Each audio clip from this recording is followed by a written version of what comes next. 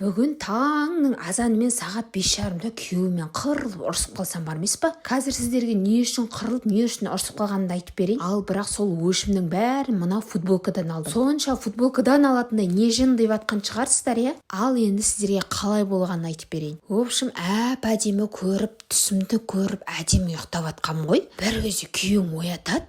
Не болды десем, неге күліп атсың дейді маған.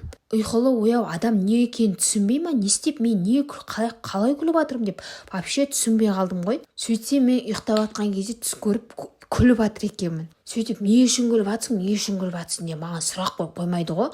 Ұйқылы ояу адам оның несі қаяқтан біледі оны. Енді түс көріп атқан кезде ондай болады ғой. Ондай бола ма сіздерде? Осы арада түс жорықшы адамдар айтып жіберіңіздерші. Шын өмірде кәдімгідей күліп атырмын да. Мен иногда андай да түс көремін, андай түсімде жылап атсам, шын өмірде де жылап жатам да. Сондай түстер болып тұрады ғой. Ал менің күйеуім ондай түс көрмеген екен. Содан маған айтады, "О, неге күліп атсың?" дейді. Мен айтамын, сосын түсімде бақытты шығармын деп ше, сосын одан әрі оның жырына тиді. Сосын айтамын ғой, түс деген түлкінің боғы емес па? Әшейін түс көріп мен күліп атқан шығармын десем, адам жынды ма? Адам түс көріп атқан кезде адам ұйықтап атқан адамды оята ма? Жұмысқа кетіп баратсың ба, үндемей кетіп қалсай, ұйықтап атқан адамда нең бар? Мен әжерде ұйқымды аша алмай әрі отырдым, бері отырдым. Непонятно болып отырмын ғой, түс ұйқымды аша алмай. Bir кезде онда болыпты, онда әрі қарай ұйықтай бер дейді ғой. Енді ұйықтасыз ұйықтай алмаймын ғой. Менің бір әдетім, бір тұрсам ұйықтайды, әрі қарай ұйқымды жалғастырып кете алмайтын адаммын ғой. Солай әрі жаттым, бері жатып түсімді әрі қарай жалғастырай, не көргенімді десем, вообще ойыма келмейді ғой.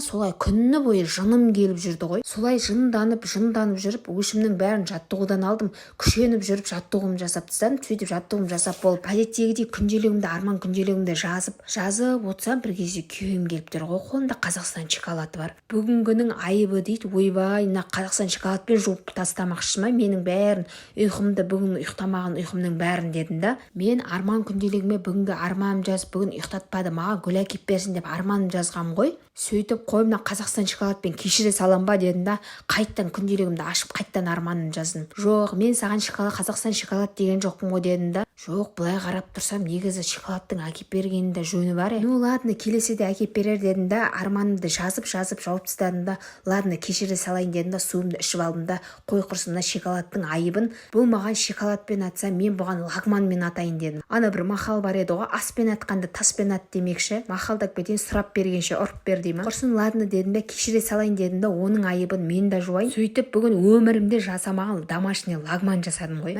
Өмірде мақтамаған тамағыңды мақтап, тамағың күшті болды деді ғой маған.